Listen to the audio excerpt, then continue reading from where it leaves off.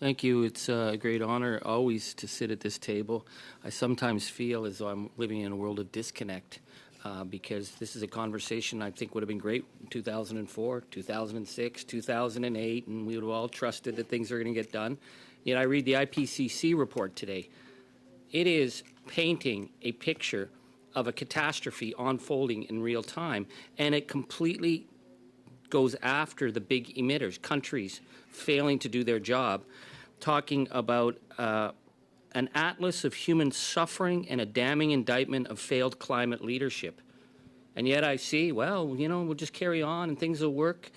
Mr. Marshall, I'd like to ask you, based on what you're seeing from the IPCC and based on Canada's record, do we have any chance of meeting our international targets at the rate we're going? Well, we're going to need stronger policies to do that. As I said, the blind spot or the sore thumb for Canada for the longest time has been the oil and gas industry.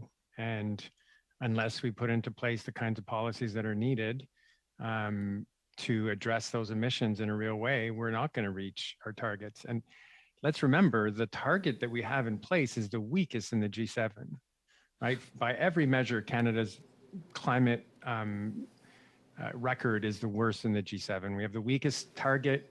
Our emissions have gone up the most. I'm going to jump in there because the Environment Commissioner accused this government of being an outlier, of being the worst in the G7. Minister Wilkinson said it was a difference of opinion. I think that's one heck of a difference of opinion. I asked Minister Guilbeault about the IPCC report today because I've not actually heard the Liberals ever talk about the cap since the Prime Minister announced it at COP26, patted himself on the back and went home. Minister Guilbeault said today that carbon pricing wasn't enough. Mr. Marshall, do you believe that carbon pricing is enough to bring down the rapidly growing emissions that we see predicted for the oil sands sector? No, we need an additional measure that is going to ensure the certainty of the emission reductions. And that's a hard cap that's enforceable, that has sanctions for those companies that go beyond their cap. That can be put into place through the Canadian Environmental Protection Act. It's been done in the past with sulfur dioxide, for example, for acid rain. In order to have the certainty of the emission reductions from the fastest growing source of pollution, of carbon pollution, we need a real measure that is going to address directly the carbon emissions. I think this is really interesting because I come from Northern Ontario where our lakes were being destroyed by acid rain and they brought in clear caps and now our lakes have come back.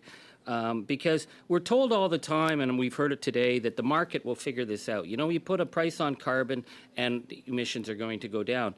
And yet Canada's energy regulator has factored the price of carbon in, and they're expecting at least 1 million barrels a day increase.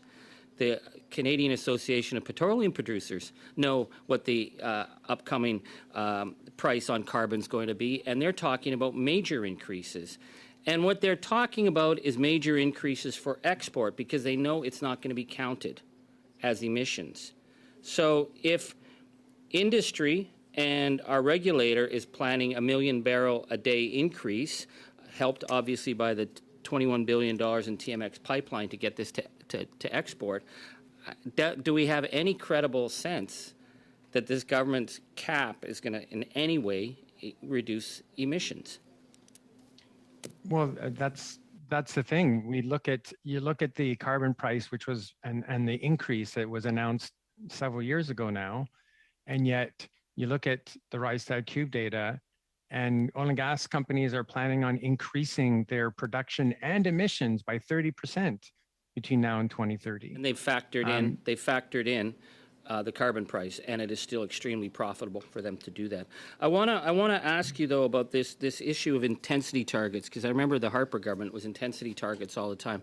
It's sort of like we're told, don't worry, if we deal with intensity targets, we're going to lower emissions. It's kind of like telling people, listen, if you're a teenager and you smoke light cigarettes, you're not going to get cancer, because we haven't actually ever seen the emissions go down. The emissions have gone up consistently over the last 20 years.